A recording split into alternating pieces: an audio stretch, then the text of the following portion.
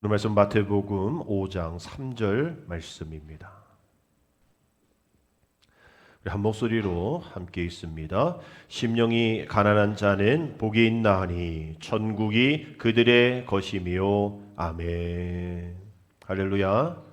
오늘 4월의 마지막 날, 또 4월의 마지막 주일입니다. 부활절 네 번째 주일이죠. 우리 부활하신 예수님을 나의 구주로 고백하는 사람들은요, 삶의 모든 순간순간마다 하나님이 나를 인도해 주셨구나. 선한 목자 되신 주님께서 나를 인도해 주셨구나라고 고백합니다. 그래서 방황하는 양이 아닌 목자 되신 주님이 주시는 우리의 플랜을 가지고 우리의 인생을 설계하는 것이죠.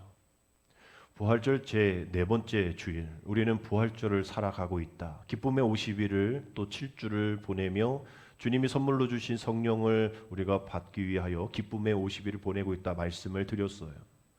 우리의 매일의 삶이 부활이 되려면, 부활절이 되려면 우리의 삶이 부활의 신앙이 되어야겠죠. 부활의 신앙은 다른 것이 아닙니다. 부활을 경험하는 삶은 다른 삶이 아닙니다. 주님이 이루어 주신 그러한 플랜 따라 나아가는, 맡기는, 그것이 우리의 부활의 삶을 경험하는 것이지요. 내 인생의 내 플랜이 아닌 내 모든 상황 속에서 나를 보다 더 잘 아시는 그 주님의 플랜에 맡기고, 비록 부족하고 연약하고 아무것도 보이지 않는다 할지라도 그 플랜을 짜신 그 주님을 믿음으로 따라가는 그 삶이 부활의 신앙이라는 겁니다. 우리 어렸을 때 우리 자녀들이 부모님에게 다 의탁하지 않습니까? 부모님 다 알아서 해주시잖아요.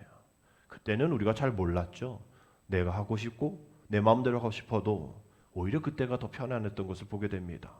믿음의 사람들은 바로 그래야 합니다. 우리 아버지 되신 그 주님께 다 맡기고 아버지의 플랜대로 우리가 따라가면 그것이 우리의 행복인 것이지요. 아무것도 보이진 않아도, 별거 아닌 것 같아도 그것을 우리에게 인정해 주시고 또 그것을 통해서 이루실 하나님 나라의 방향을, 우리는 그것을 찾아가야 할 부활의 신앙인이라는 겁니다. 그림을 하나 그리겠는데 이것은 소설의 책 모습, 표지 모습입니다. J.R.R. 톨킨이라는 작가인데 우리는 잘 누군지 모르겠어요. 톨킨. 근데 우리는 이 이야기 들어보면 그 사람이구나라고 알 수 있는 그러한 것이 하나 있습니다. 오래전에 영화로 제작된 반지의 제왕을 쓴 분이에요.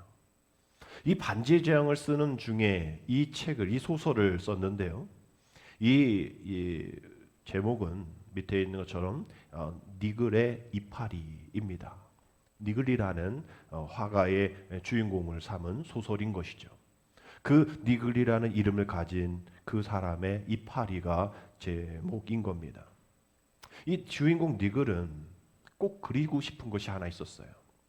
큰 나무입니다.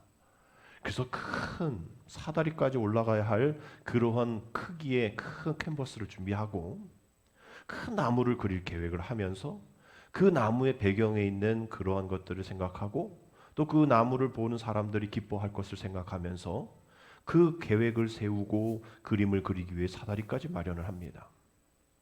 그런데 좀처럼 그림이 완성되지 않아요. 진도가 나가지 않습니다. 잘 살펴봤더니 두 가지 이유가 있었어요. 첫 번째 이유는 나무보다 잎을 그리는 데 더 시간을 할애하고 있는 자신을 발견한 겁니다. 잎은 그저 잎이잖아요.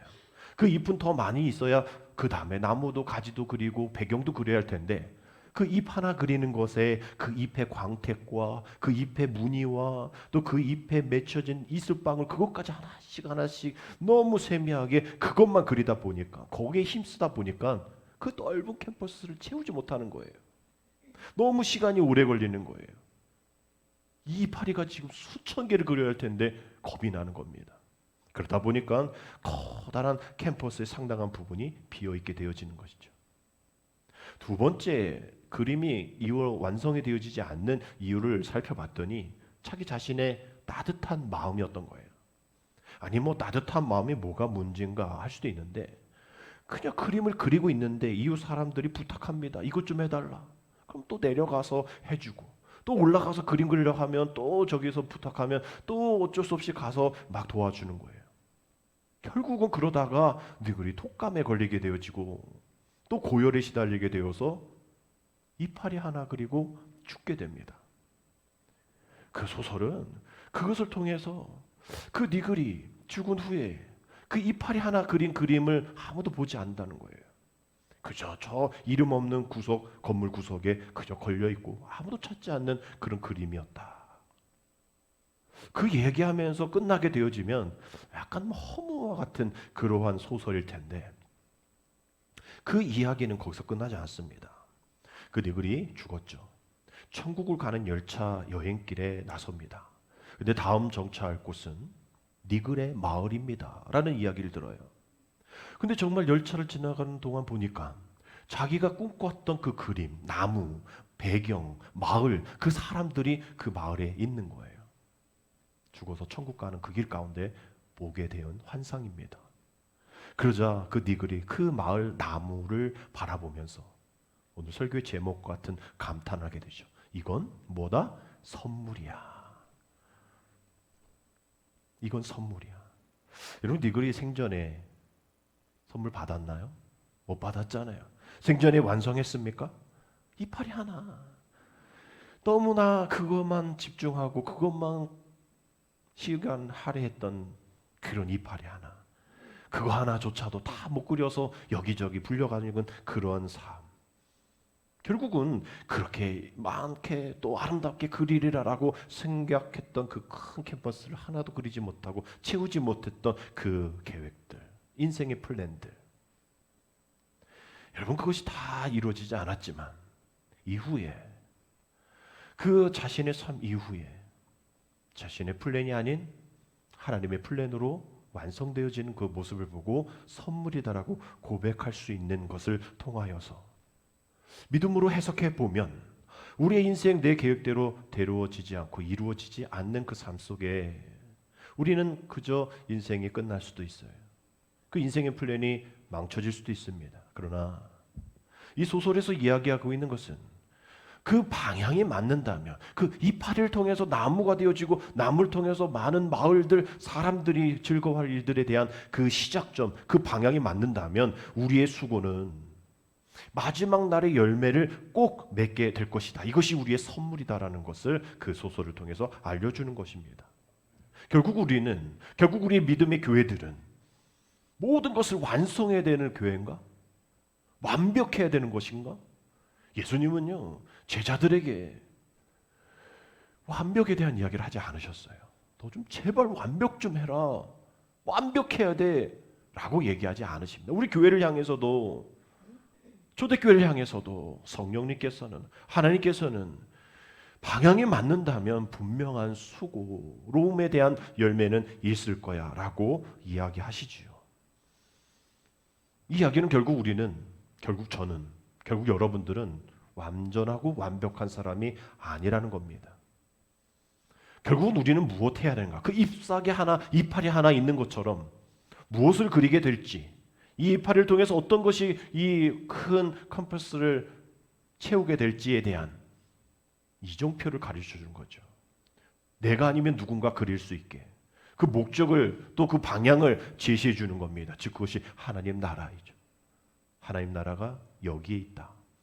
하나님 나라가 이런 것이다. 보여주는 내가 하나님 나라가 아니라 내가 하나님 나라를 완성하는 것이 아니라 우리 교회가 하나님 나라입니다라고 어떻게 완벽하게 보여주는 것이 아니라 이런 것이 이런 자그마한 것이 하나님 나라입니다. 하나님 나라의 시작입니다라고 보여줄 수 있는 것이 바로 우리 교회 우리가 해야 할 일이라는 것이죠. 우리가 니글처럼 아무리 노력해도 어쩌면 이파리 하나 그릴 수밖에 없는 혹은 이파리도 못 그리는 우리들일 수 있을 겁니다. 그러한 인생일 줄 몰라요. 그러나 우린 이 땅에서의 모든 것이 끝이 아니잖아요. 우리의 본향은 천국에 있죠. 누려야 될 천국, 들어가야 될 천국이 있습니다. 그 천국을 향해서 오늘 우리 하나의 이파리를 그려가는 거죠. 2024년 4월 30일 하나의 이파리를 그려가는 겁니다. 그 이파리가 내일 하나가 더 생기고 또 그 이파리가 하나가 더 생겨서 가지를 그리게 되어지고 한 사람의 이파리가 두 사람의 이파리가 뭉쳐서서 가지를 그려야 되는 하나의 공동체가 바로 우리 충만한 교회이고 섬기는 여러분들의 교회라는 것이죠. 여러분, 한 사람 한 사람이 퍼즐입니다. 우리 어린 자녀들을 퍼즐 300피스, 500피스, 3000피스 그거를 찾기도 어려울 뿐더러 그걸 맞춰가는 다 비슷비슷한데 안 맞습니다. 그러나 그 한 피스를 보고서는 이게 어디 들어갈지 모르지만 하나씩 맞춰나가다 보면 끝에서부터 맞추기도 하고 중간부터 맞추기도 하고 검은색부터 맞추기도 하고 이렇게 맞추다 보면 마지막에 한 조각이 완성되어질 때 혹은 그 전부터 이 그림이 어떤 그림이다라는 것을 알게 되어지고 사람들이 보게 되어지는 겁니다. 그 한 피스, 그 이파리 같은 하나는 몰라요. 무엇을 그리는지를 모릅니다. 그러나 그 한 피스가 있어야만 그 그림 퍼즐이 완성되어지는 것처럼 하나님 나라라는 그 캠퍼스에 우리 한 사람이 이파리가 되고 우리 한 시간이 이파리가 되어지고 우리 한 생각이 이파리가 되어서 그것이 하나님 나라의 방향이다라고 이야기해 줄 수 있는 그 꿈, 그 하나의 피스만 있다 할지라도 그것이 우리의 꿈이고 그것이 바로 우리의 선물인 줄 믿습니다. 저와 여러분들은 행복한 사람입니다. 하나님이 주시는 선물이 있기 때문인 것이죠. 우리가 아무리 초라해 보여도 무의미한 것이 아니다라고 하나님이 우리를 선포해 주시기 때문이에요. 지난주에 팔복에 대한 서론 얘기를 드렸습니다. 8가지의 복을 말씀하면서 행복하여라, 행복 선언이다 말씀을 드렸고요. 앞으로 이렇게 되어지면 복이 있을 사람이 아니라 이미 우리는 복을 받은 사람이다라고 선언해 드렸어요.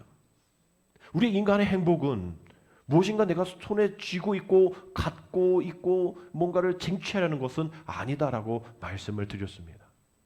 뭘 갖기 위해, 뭘 하기 위해서 쟁취하는 것이 아니라 우리의 행복은 그리스도인 되기 위함이다. 됨됨이에 대한 존재에 대한 말씀을 드렸어요. 행복이라는 것이 뭔가 있어야 된다. 뭔가 내 손에 보여줘야 한다라는 것이 아니라 내 자체가 그리스도화 되어지는 예수님 닮기 원하는 예수님께 시선을 맞추는 하나님의 플랜에 내가 그 플랜에 적극 동참하는 그 존재 됨됨이가 우리 삶의 인생의 신앙의 행복이다라고 말씀을 드렸잖아요. 그래서 오늘부터 마태복음 5장에 나온 팔복선언 하나씩 말씀을 나눌 때에 주님께서는 우리에게 질문하십니다. 너는 그런 행복을 소유하고 있느냐? 너는 그런 존재의 됨됨이로 살아가고 있느냐? 그런 이파리, 그런 퍼즐로 살아가고 있느냐? 여러분, 그 복으로 우리를 초대하고 계시다라는 것을 살펴보셔야 합니다. 결국 우리 산상수훈 5장부터 7장까지 쭉 이어지는 이 산상수훈의 제일 처음에 나오는 이 행복선언서인 팔복을 통해서 그 행복의 기준을 바꿔버리시는 패러다임의 시프트가 있는 그 하나님의 말씀이 다시 오늘부터 시작되어질 때에 그 첫 번째 선언이 오늘 3절에 있는 말씀입니다. 우리 다시 한번 읽어봅니다. 심령이 가난한 자는 복이 있나니 천국의 그들의 것이며. 여기 가난이라는 단어가 우리의 마음을 또 이렇게 중심으로 잡게 되어지죠. 왜냐하면 우리는 가난하기 싫기 때문입니다. 내가 또 가난하기 때문이죠. 우리 교회들도 가난하기 때문입니다. 부활절 이후에 전국 연회가 다 맞춰졌어요. 우리 동부연회도 잘 맞춰졌고요. 연회마다 어떤 이슈가 있어서 NCCK 탈퇴, 또 목회자 정년 연장 이런 건들에 대한 상정을 하고 이제 9월인가 10월에 입법총회가 있으면 그것을 이제 교리화 장정을 바꾸는 일에 의견이 올라갈 겁니다. 근데 서울 남연회에서 아주 중요한 제안이 통과가 됐어요. 그 제안은 뭐냐면 남연회, 서울연회가 2개거든요. 서울연회 또 밑에 있는 서울 남연회, 강남 지역이겠죠. 돈이 많아서 그럴 수 있다라고 할 수 있겠지만 그렇게 다 교회가 많은 교회, 돈이 많은 교회들은 아닙니다. 한 470개 교회들이요. 그 중에 한 135개 정도가 비전 교회인데 연회를 통해서 선포한 것이 있습니다. 이것은 웨슬리 선교 기금 프로젝트라고 말하면서 매월마다 그 비전교회 목회자들 교회에 70만 원씩을 드리는 생활비를 지원하는 그러한 프로젝트가 통과가 되었어요. 그래서 앞으로 돈을 모으자가 아니라 이 프로젝트는 지난 연회에 김정석 감독님께서 제안하시고 또 발의하시고 또 그렇게 후원하시겠다 하시면서 2년 동안 후원자 모집하고 또 어떻게 하면 일들을 할 수 있을까 고민하면서 운영을 해서 어제인가 4월 28일인가부터 입금이 시작되어지는 연애 끝나자마자 그 달에 입금이 시작되어지는 뭐 얼마큼 갈지는 잘 모르겠지만 계속 이것이 진행되어질 수 있도록 그 기금 마련을 하겠다라는 그런 프로젝트가 통과가 된 겁니다. 그거 하다 보니까 서울 남년의 교회에서는 이런 소리가 들리는 거예요. 이거 무슨 돈으로 할 겁니까? 라고 얘기했더니 연애 부담금을 좀 올려야 됩니다. 그럼 몇 퍼센트요? 0.5%요? 아닙니다. 1%요? 아닙니다. 1.5%요? 아닙니다. 1.7%는 되어야 합니다. 그럼 기존에 있는 1% 말고요? 아닙니다. 1% 내시고 특별기금으로 1.7%를 내셔야 합니다. 즉 2.7%를 연애 부담금으로 내셔야 합니다. 라고 얘기를 하니 코로나19로 누구는 안 힘듭니까? 라고 이야기하는 교회가 있는 거예요. 그러면 사람들이 부담금을 줄여낼 겁니다. 부담금대로 내는 거니까요. 그러면 이 미자립 교회는 서울 남년에 강남 지역의 미자립이라는 것이 좀 창피했기 때문에 난 미자립이 아니에요라고 얘기했던 그 사람들이 월 70을 몇 년 받을지 모르겠지만 하여튼 계속 받게 될 텐데 저도 미자립입니다라고 그 미자립이 135개가 막 200개 막 300개 될 수도 있는 상황 아닙니까? 이건 기금 마련도 어렵고 줘야 될 교회들은 더 많아져서 이거 힘들 겁니다라고 이야기하시는 분도 계셨던 거예요. 그러나 2년 동안 준비하고 애쓰고 여러 사람들에게 권유하고 문의하고 이랬었더니 이번 연회 때 딱 통계표 발표가 나오잖아요. 2년 동안, 1년 동안 어떻게 교회마다 각 재정이 어떻게 됐는지 그 염려했던 그 교회의 부담금들은 오히려 늘었고요.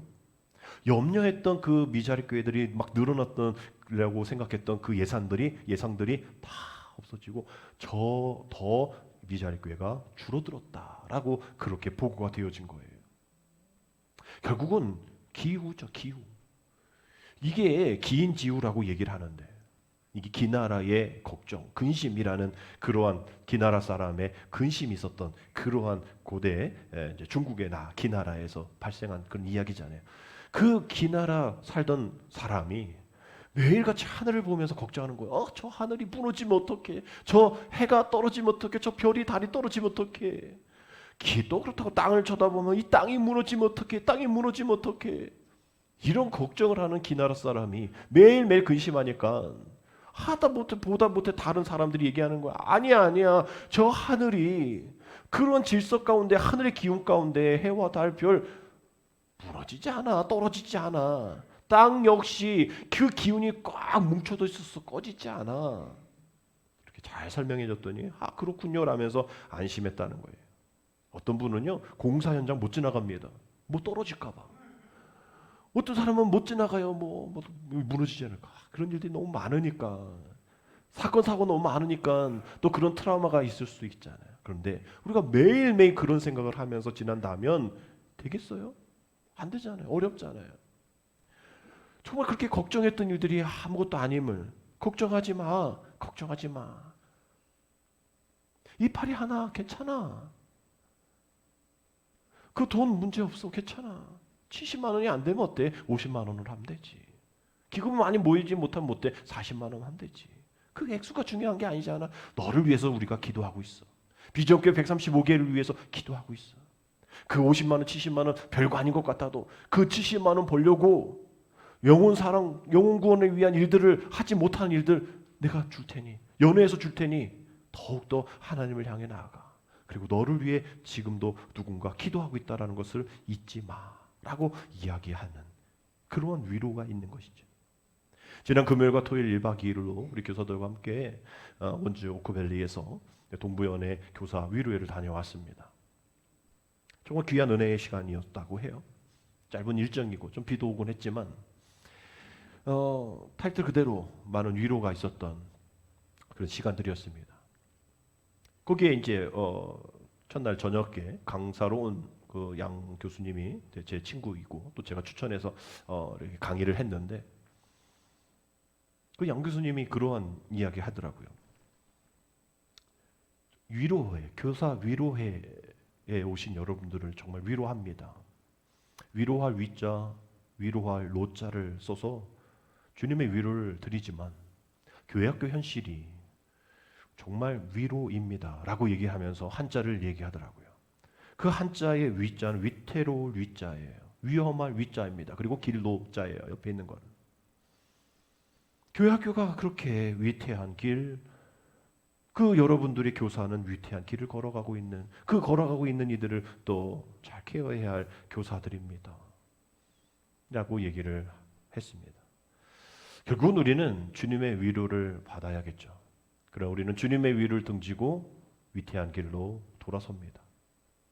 곁길로 가고요, 자기의 소견에 옳은 길로 갑니다. 그래서 위태한 길, 위로가 되어지는 것이죠. 하나님의 위로가 여기 있다 얘기하는데도, 하나님의 플랜이 여기 있다라고 이야기하는데도 돌아서서 위로를 걸어가고 있습니다. 여러분, 우리는 주님의 위로를 받을지 혹은 내가 위로의 그 길을 갈지 우리가 선택하는 거예요. 시편 1편 1절 이 말씀 있잖아요. 복 있는 사람은 악인들의 꾀를 따르지 아니하며 죄인들의 길에 서지 아니하며 오만한 자의 자리에 앉지 아니한다라고 되어 있어요. 자기 선택입니다. 복 있는 사람의 선택은 주님의 위로이지만 그렇지 아니하는 자들은 악인의 꾀를 따르는 그러한 위로를 갈 것이고, 또 죄인들의 길에 서는 위로를 갈 것이고, 오만한 자리에 앉는 그런 위로를 갈 거라는 거예요. 위태한 길, 위험한 길을 가게 될 것이다라는 거예요. 그 길에 돌아서서 그 주님의 플랜을 기억하고 우리의 부족함만으로 바라보면서 원망하지 말고 위태로운 길 걸어가지 말고 주님 앞에 시선을 드리면서, 그래서 그 마커스 찬양팀이 시선을 찬양 불렀을 때 많은 우리 교사님들이 정말 우리가 주님 앞에 시선을 두고 주님의 위로를 받자. 오늘 일부 때도 함께 그 찬양을 드렸는데요. 우리의 모든 시선을 주님 앞에 돌리고 전능하신 하나님 앞에 나아가며 나의 삶의 모든 고백을 주님의 것임을 고백하는 그 시선이란 그 찬양을 통해서 우리는 주님의 위로만 받겠습니다라고 고백하는 것이죠.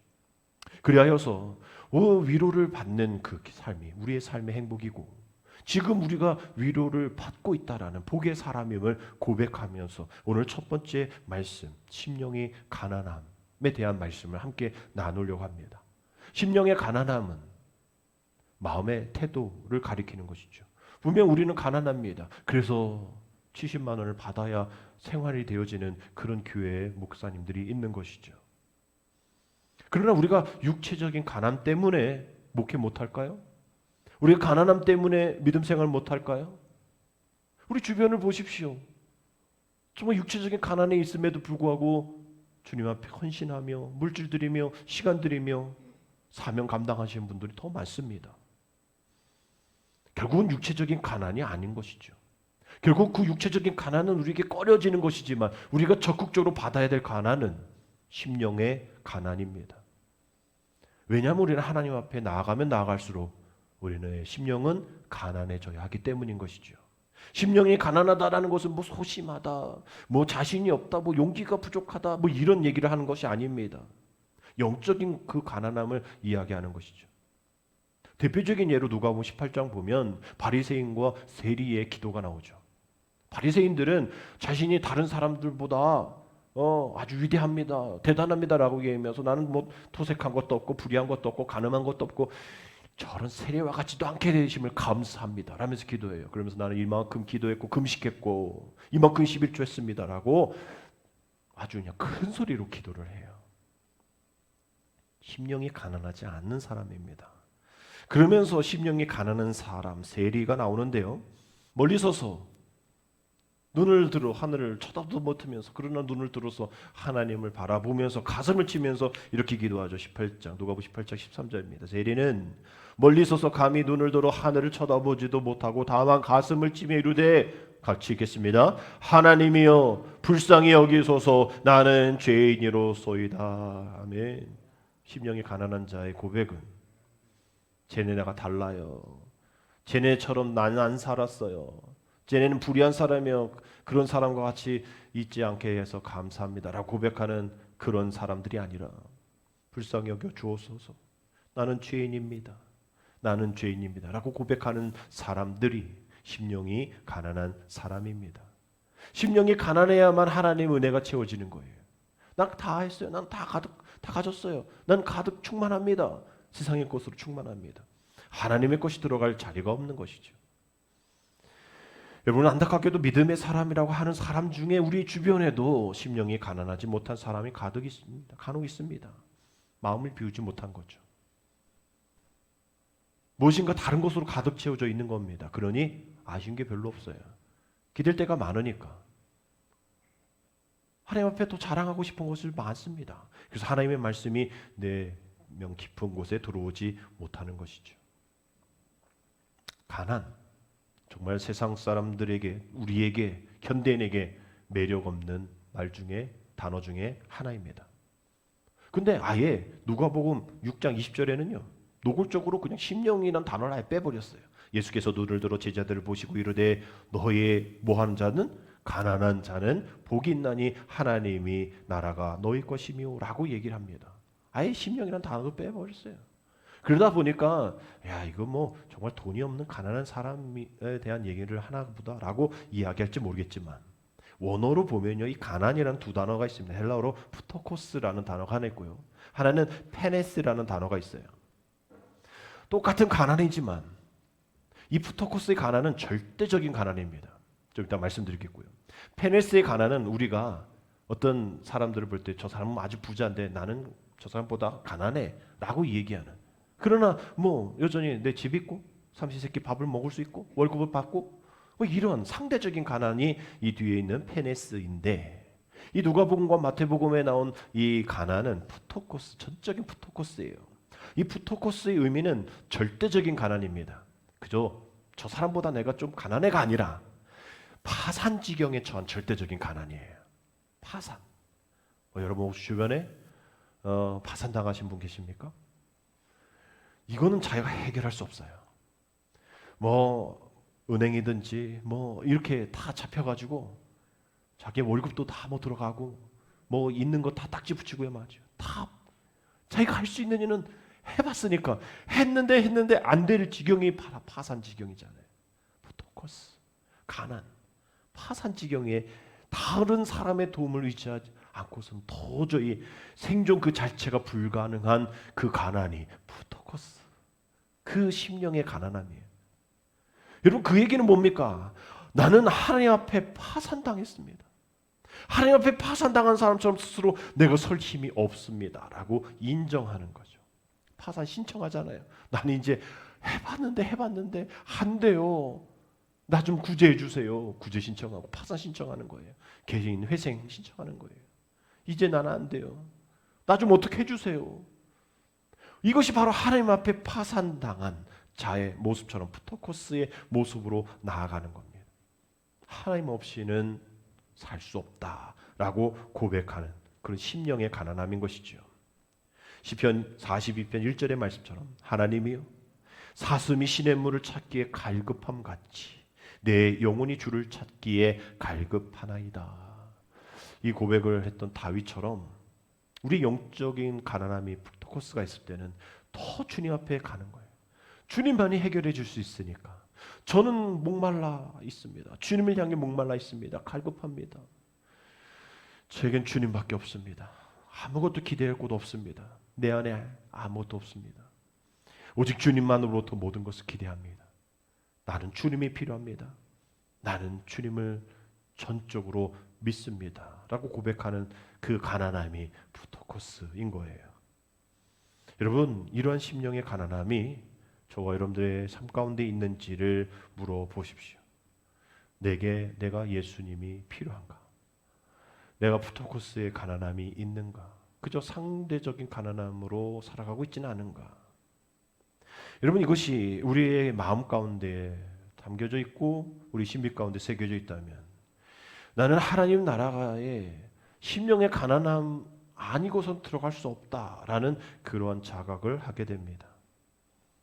그러면서 난 하나님 앞에 얼마나 아무것도 아닌 존재인지 교만하지 않게 될 수 있어요. 교만할 수가 없어요. 내게 기대할 것이 아무것도 없는데 말이죠. 오직 하나님 앞에 나갈 때 내가 들고 나갈 게 없어요. 잘났다고 할 수 있는 것이 없습니다. 결국은 하나님 제 심령이 가난합니다. 이것밖에 들고 갈 수 없는 거예요. 그 고백이 주님 나는 죄인입니다. 나는 아무것도 없습니다. 나는 아무것도 할 수가 없습니다. 그래서 스펄전 목사님이 영적 빈곤함을 아는 것이 곧 하나님의 은혜의 징표다라고 얘기하신 거예요. 여러분, 하나님의 은혜를 어떤 것으로 기억하십니까? 많은 것이요. 또 건강해지는 것이요. 물론 그것도 은혜이겠지만 우리의 영혼의 빈곤한 시 내가 심령에 가난하구나라는 그 프토코스의 삶을 살고 있구나라는 것을 아는 그 자체가 은혜다라는 거예요. 여러분, 심령이 가난한 사람은요, 다른 사람이 볼 때 아무것도 아니어서 초라해 보이고요, 뭐 망가진 것 같고요, 깨진 것 같은데 주님이 보실 때는 다른 거예요. 가난한 마음으로 더욱더 주님을 붙잡으니 주님은 더 그 손을 붙잡아 주십니다. 아멘. 우리가 너무나 가난하지 않으니까 그 바리새인처럼 나 다 했어요, 난 이만큼 있어요 하면서 떵떵거리는 거죠. 가난하지 않으니까, 심령이 가난함에도 불구하고, 아무것도 없는데도, 아무것도 아님에도 불구하고 주님 앞에 나아가지 못하는 그런 우리들의 모습들. 여러분, 우리의 어떤 천국을 향해 나아가는 우리의 가난한, 우리의 심령의 가난함을 막는 그런 것들이 우리 앞에 있다면요, 그것을 내가 복이라 여기면서 받게 되어지면 우린 그때부터 행복과는 전혀 상관없는 삶을 살게 됩니다. 말씀이 그렇기 때문인 것이죠. 하나님 나라의 마음에 그 천국을 소유하지 못하도록 막는 그런 것이 있다면 그것은 복이 아니다라고 성경은 이야기하고 있기 때문입니다. 오직 심령의 가난함으로 그리스도인들이 가져야 그 마음의 태도를 이야기하실 때는 그것과 전혀 다른 삶인 것이지요. 그렇다고 해서 우리가 뭐 가난에 대한 정확한 기준을 나눌 수 있습니까? 얼마가 있어야 부자이고 얼마가 있어야 가난한 사람일까요? 어떤 사람은 얘기하죠. 네 가지가 있어야 된다. 하나는 집이 있어야 되고, 뭐 차가 있어야 되는 건 당연한데 차가 문제가 아니라 그 차를 운전해 줄 수 있는 운전자가 있어야 된다는. 그리고 그 집이 있어야 되는 것도 당연하지만 그 집을 청소해 줄 수 있는 청소할 수 있는 청소부가 있어야 되고, 그 세 가지를 위탁 경영, 보호, 막아줄 수 있는 보디가드, 경비원이 있어야, 경호원이 있어야 부자다. 우리가 대충 생각나죠? 재벌 기업 그 사람들이 다 하고 있는 그런 일들이죠. 우리가 해당되는 것일까요? 결국은 이 부자라는 것은 뭐 이 중에 세 개가 있는 분이 있겠죠. 그러나 경호원이 없는 사람이 있을 겁니다. 그러면 부러워할 거예요. 나도 저 사람처럼 경호원이 있으면 좋겠다. 여러분, 그 사람은 가난한 사람입니다. 부자임에도 가난한 사람이에요. 그런데 아무것도 없이 그저 조그만 반찬, 조그만 집, 조그만 것에 만족하면서 그 사람들과 비교하지 않고 상대적인 가난함도 생각하지 않고 그저 절대적인 그런 기준으로 내가 그래도 뭐 이 정도면 괜찮지, 이보다 더 어려운 분도 계신데 라면서 감사하면서 살아가는 그 마음으로 가져가는 사람은 우리가 또 부자라고 얘기할 수도 있는 거예요. 그러니 정확한 액수로, 물질로 인해서 그 가난함을, 그 부함을 우리가 기준을 삼을 수 없다라는 결론에 도달하게 됩니다. 결국은 현재 물질의 소유와 관계없이 지금 가진 것이 충분하다고 생각하는 사람은 부자라 얘기할 수 있는 것이죠. 반면에 가진 것이 아무리 많아도 여전히 부족하다고 생각하는 사람은 가난한 사람이라는 겁니다. 그러니 결국은 심령이 가난하는 것은 물질로 인해서 비교평가되는 것은 아니다라는 것이죠. 아마 그 당시 이 말씀을 들었던 그 사람들은 심령이 가난했을 거예요.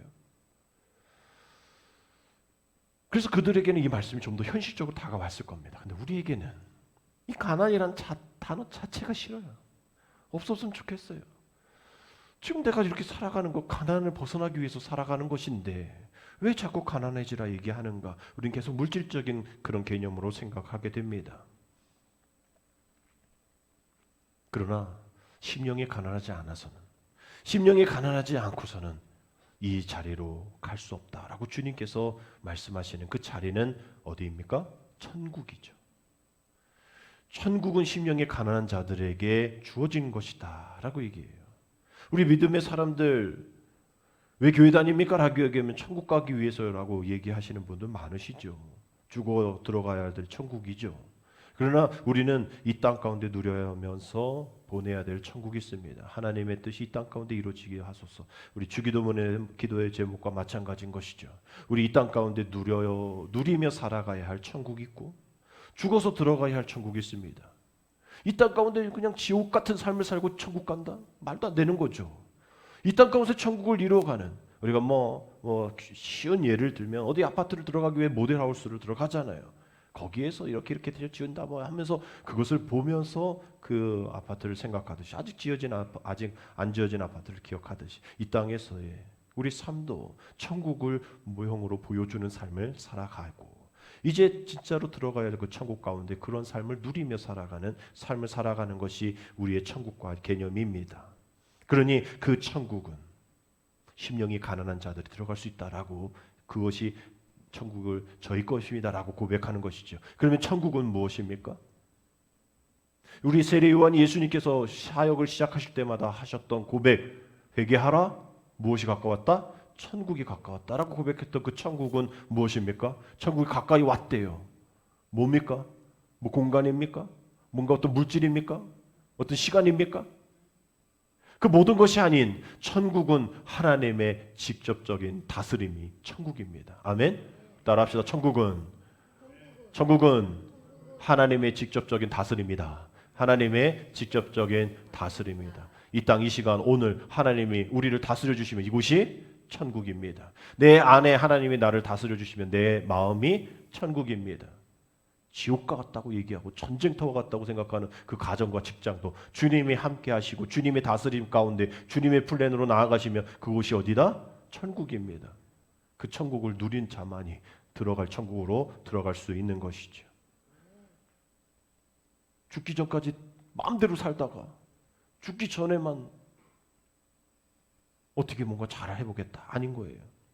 하나님은 이 세상 것으로 채워지지 않는, 채우면 안 될, 그러나 아무것도 없는 것 같지만 가득 찬 그 심령의 가난함을 천국에 들어가는 조건으로, 하나님 나라의 직접적인 통치를 받을 수 있는 그러한 제자의 조건으로 말씀을 하고 있는 겁니다. 아무것도 없지만, 이 니글의 이야기처럼 그저 이파리 하나지만 천국 가는 그 열차 가운데 그 니글의 마을을 완성되어지는 것을 본 것처럼, 우리 주님은 지금 이 땅 가운데 미완성이지만 그 천국을 바라보면서 살아가기를 원하고 계시는 것이죠. 여러분, 우리는 천국을 선물로 받은 심령이 가난한 사람들입니다. 여러분, 이런 사람의 특징은요, 불평하지 않아요. 천국을 소유한 사람들의 마음은요, 항상 기쁩니다. 항상 감사가 넘칩니다. 오늘 제목처럼 이 모든 것이 우리에게 주신 하나님의 선물이기 때문이죠. 또한 그한 선물을 줄 수 있는 마음의 여유가 있기 때문이죠. 그리고 보면 하나님의 역사는 언제나 약한 자, 가난한 자로부터 시작된 것 아닌가라는 생각을 하게 됩니다. 한국교회에 하나님 주신 선물이죠. 대단한 붕의 역사입니다. 올해는 하디 선교사 120주년을 맞이해서 우리 감리교에서 이제 8월달 막 이렇게 권역별로, 전체는 선한목자교회에서 모이겠지만 우리가 거기까지 못 가더라도 아마 이제 그 전쯤에 강릉중앙교회에서, 우리 이 권역에서는 강릉중앙교회에서 이철 감독 회장님 계신 그 교회에서 120주년 하디 선교를 아마 가질 거예요. 우리 교회에서도 함께 갈 계획을 갖고 있는데요. 정말 하나님께서 이 나라의 민족의 아펜젤러, 언더우드 선교사들, 또 토마스 선교사들, 정말 젊은 나이에 명문대에 있는 그러한 의사들, 학자들, 교수들이 이 땅 가운데 아무도 모르는 그러한 오지의 조선에 와서 하나님 나라를 선포해 주신 것, 우리에게 선물 아닐까요? 그래서 이 나라의 민족이 이렇게 하나님의 은혜 가운데 잘 살게 된 것 아닐까요? 하나님의 선물은 정말 가난한 것부터 시작된 것 아닌가? 정말로 심령이 가난하게, 삶도 가난하기에, 모든 것이 가난하기에 하나님이 그 부요한 그 복음의 능력으로 그 심령의 가난함을 가지고 있는 이들이 모든 것을 다 포기하고 심령의 가난함으로 이 땅 가운데에, 세상의 부요함으로 가득 차 있는 이 땅 가운데에, 그 마음 가운데에 우리에게 찾아오시는 하나님을 소개한 것 아닌가 생각하게 됩니다. 결론적으로 오늘 심령이 가난하려면 먼저 우리는 거듭난 자가 되어야 하는 것이죠. 그 거듭난 자야만 영적인 굶주림을 느낄 수 있는 겁니다. 영적인 굶주림은 무엇입니까? 내가 기도하지 않고 살 수 없어. 내가 기도하지 않고 지금 이 파산된 내 이 갈급함을 채워줄 것이 없어. 내가 예배드리지 않고서는, 내가 새벽을 깨어 기도하지 않고서는, 내가 금식하고 기도하지 않고서는 내가 살 수가 없어. 이렇게 고백하는 사람들이 심령이 가난한 사람들입니다. 지난주 말씀처럼 많은 무리들은 심령이 가난하려 하지 않아요. 그래야 된다라고 생각하지도 않습니다. 그러나 그 무리들 중에 제자들 나오라 하셔서 첫 번째 팔복에 대한 행복 조건, 복이 있는 사람에 대한 이야기를 하실 때 가장 첫 번째 조건은 심령이 가난한 자들에 대한 이야기를 하면서 천국을 소개하고 계시는 것이죠. 누구에게요? 제자들에게요. 결국 심령이 가난한 자가 제자의 첫 번째 조건이다라고 이야기할 수 있을 겁니다. 이제 내일부터 시작되어지는 5월, 또 한 주 동안 정말 우리가 기도하면서 하나님, 제 마음에 심령의 프토코스 파산의 마음이 있습니까? 아니면 그 바리새인처럼 교만하고 뭔가 부자 청년처럼 근심하고 그런 가득 찬 세상의 기준의 부요함이 가득 차 있습니까? 아니면 그 세리처럼 하나님 불쌍히 여겨주옵소서, 나는 죄인입니다. 가슴을 치면서 기도하면서 예배하면서 전도하면서 사랑하면서 살아가는 사람인가?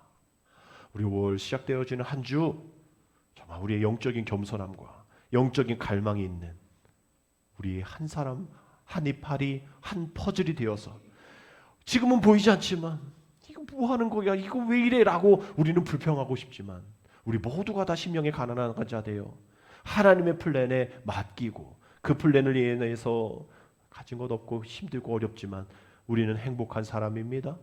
우리는 행복한 사람입니다. 심령이 가난한 자입니다. 왜냐하면 천국이 우리의 것이기 때문입니다. 누려야 할 천국, 들어갈 천국이 다 우리의 것이기 때문입니다. 그러기에 우리는 행복합니다.